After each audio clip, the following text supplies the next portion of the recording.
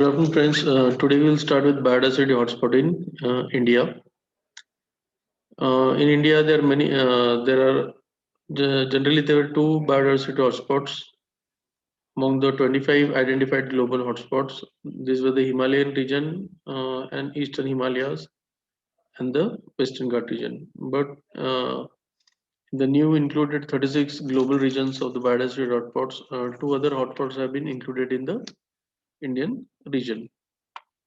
So we'll see step by step which are the hotspots in India.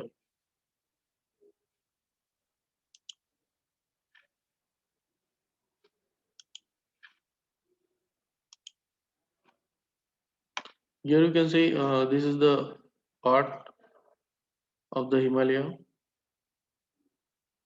from Kashmir.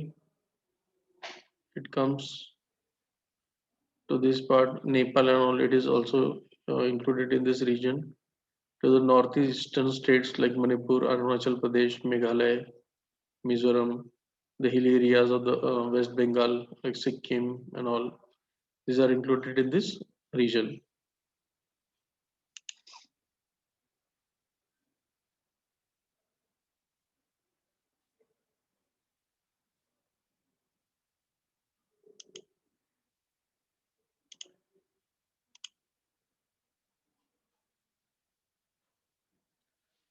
So this Himalayan region that includes the entire Himalayan region. It also includes the other countries like Tibet, Nepal, Bhutan, China, Myanmar, and Pakistan also. Here, the Himalayan hotspot is home. It is the world's. It is home to the world's highest mountains that include Mount Everest. The result of there is an ecosystem diversity in this region. It is available grassland, subtropical broadleaf forest to alpine meadows above there above the sea level to a very higher altitude. Vascular plants have been recorded more than 6,000 meters. The hotspot is a home for important population of numerous large birds, mammals like tiger, elephants, rhinos, and water buffalo also.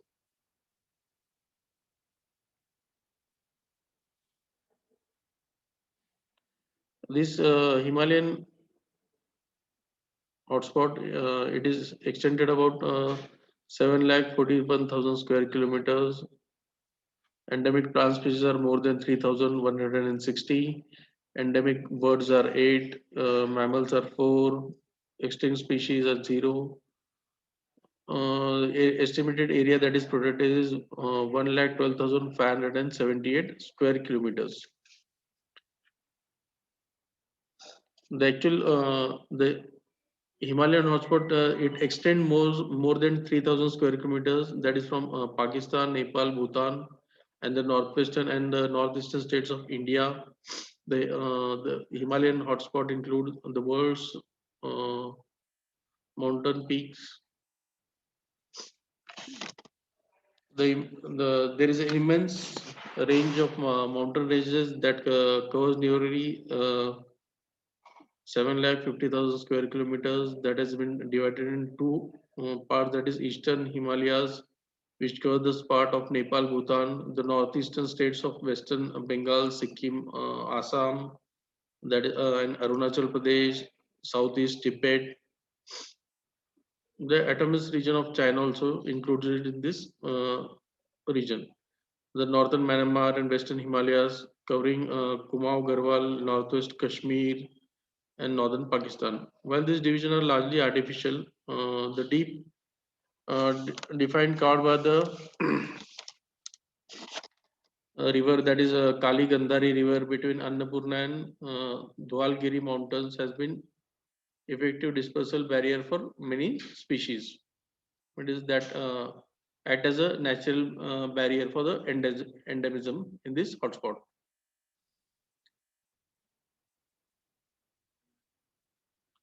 These Himalayan mountains, that they are above 500 meters to 8,000 meters above sea level. That results in a diversity of ecosystem that ranges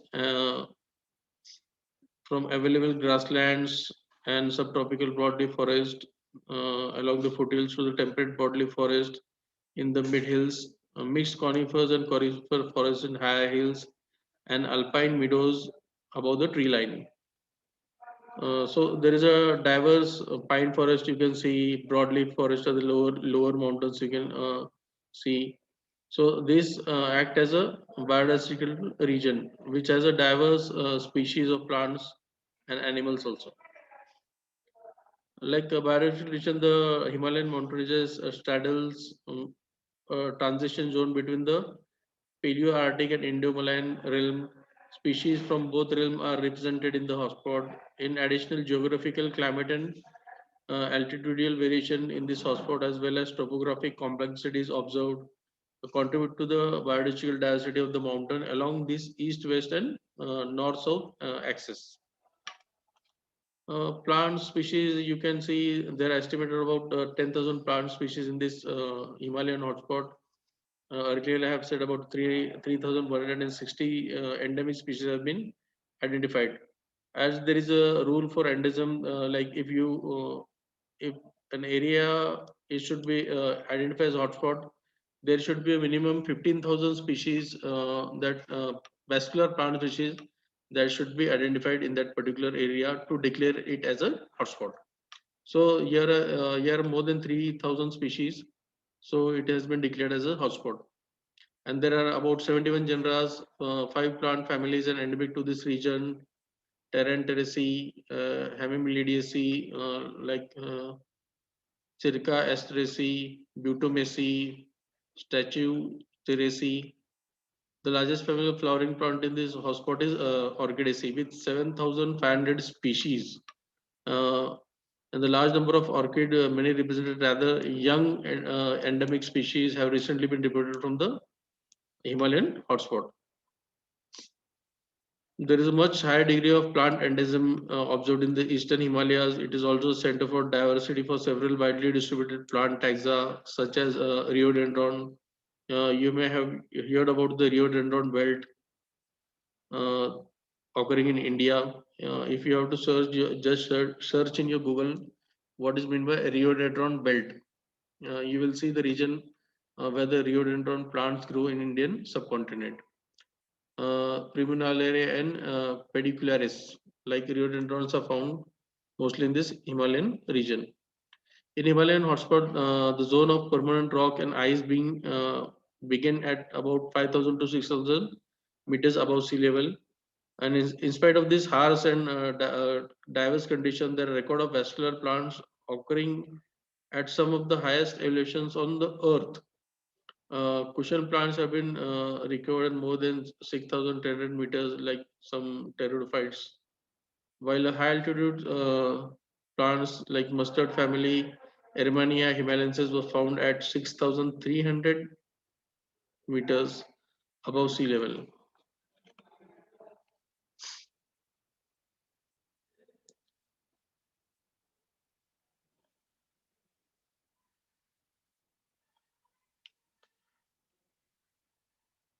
There are some threats involved to this biodiversity due to human activities. The Himalaya has been like little, but it is little spared from human-induced biodiversity loss. People have lived in these Himalayan mountains for like thousands of years. They have greater access to this global market has increased recently. Demand for the natural resources in this area encourage both immigration from outside, like such as in Arunachal Pradesh, you can see a majority of movements of people coming from foreign countries to visit this biodiversity region. The biodiversity region actually includes some grasslands, forests also, and there is a grassland system in the Sikkim area, Darjeeling area that has been deforested for cultivation of tea plantations.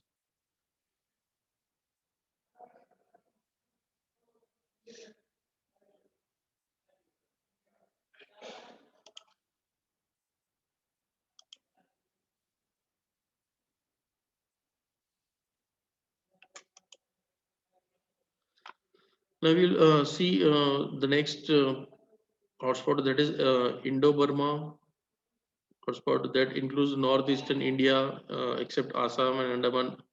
Andaman group of islands, that are Myanmar, Thailand, Vietnam, Laos, Cambodia, and southern China countries also included in this Indo-Burma hotspot. This hotspot cover the Indian states are Arunachal Pradesh, Manipur, Meghalaya, Mizoram, Nagaland, Sikkim, and Tripura. You can see this. This is the Indo-Burma hotspot that has been included in states. Here is the Bay of Bengal. Here is Bangladesh, and this is the northeastern states. Here you can see this. These are all northeastern states that comes under this Indo-Burma. And here is the Andaman and Nicobar Islands in the Bay of Bengal, that also comes under this Indo-Burma hotspot.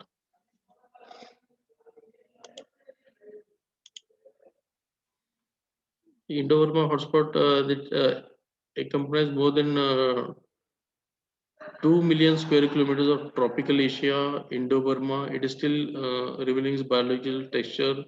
6 large mammalian species have been discovered in the last 12 years. The large antler muntijack, the Annamite muntijack, the gray-scanned duck, the Antamite striped rabbit, the leaf deer, and the saula. These are some of the elements that has been recently discovered in this hotspot. This hotspot also holds remarkable endemism freshwater turtle species, most of which are threatened with extinction due to the overharvesting and excessive habitat. Birds, different birds of species also found in this. There are around more than 1,300 different bird species that are found in this Indo-Burma hotspot. Endemic plant species are more than 7,000. Uh, Mammal species are 25 threatened.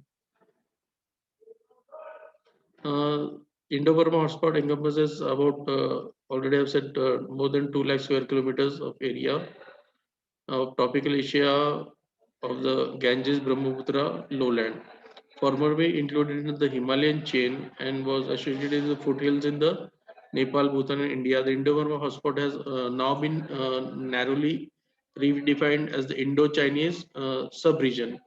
The hotspot contains the lower Mekong catchment. It begins in the eastern Bangladesh and then extends across the northeastern India, south of Brahmaputra River to nearly all of the Myanmar part, south and western Yunnan province in China, all of the Lao Plain Democratic Republic, Cambodia, Vietnam,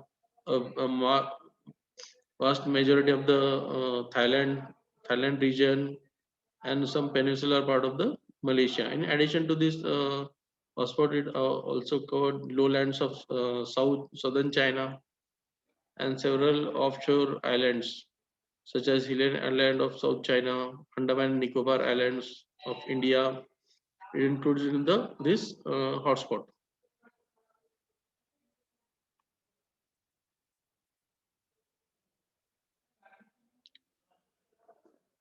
This Indo-Burma is characterized by seasonal weather patterns during the northern winter months. Dry cold wind is blown to this stable continent Asian high pressure system, resulting in a dry period under clear sky across much of the south, central, and west of the hotspot. As the continental system weakens in spring, the wind direction reverses and the air masses forming a southwest monsoon pick up moisture from the sea to the southwest or bring abundant rain and this region over the hill of the mountain. You have seen that there is a very high rainfall in the eastern part of India, northeast part of the India that includes Meghalaya, Mizoram, Manipur and all. There are different climatic conditions. That's why there is wide array variety of ecosystem is present in this hotspot, including wet evergreen, dry deciduous, mountain forest. There are also patched shrublands, woodlands, in some coastal areas, scattered heath forests are there. In addition to which, a variety of distinct localized vegetation forming occur in Burma, including lowland floodplains, swamps, mangroves, and seasonal unrated grasslands.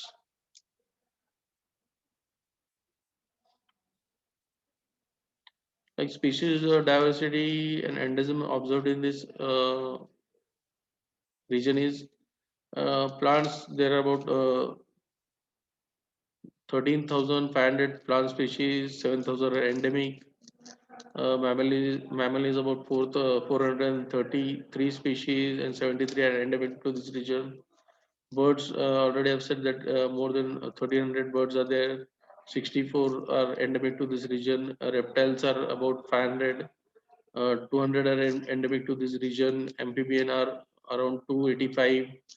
Like 150 are endemic to this region. Freshwater fishes are about 1,600 and 1,260. 553 are endemic to this region.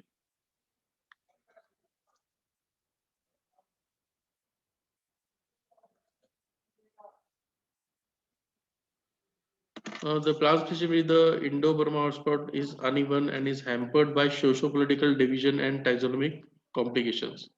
A conservative estimate of total plant diversity in the hotspot reveals about, already we have discussed that, like 1,300, 500 vascular plant species, of which like 7,000, that is more than 50% are endemic. Among the flora of Indo-Burma hotspot are wide array orchids and ginger species. There are more than 1,000 orchid species in Thailand alone. And many tropical hardwood trees include commercial value, Dipterocarp species and teak species, that is Tectona grandis. Like Indo-Burma is the most threatened biodiversity hotspot due to the rate of resources exploitation and habitat loss. Uh, Only about 5% of the natural habitat remains in relatively pristine condition, and another 10 to 20% of the land is damaged. But ecologically, it is it is functionally in condition. Indo-Burma was one of the first places where human development agriculture and has a long history of using fires to clear the land for irrigation and other needs. So here, due to the human exploitation, there is a biodiversity loss.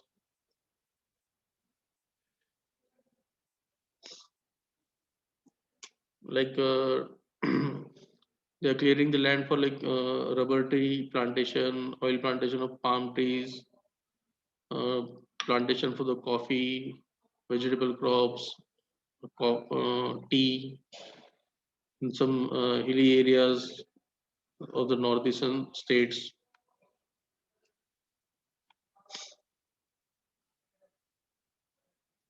Okay, like another biodiversity hotspot we'll see in the next lecture. Okay, we'll stop here.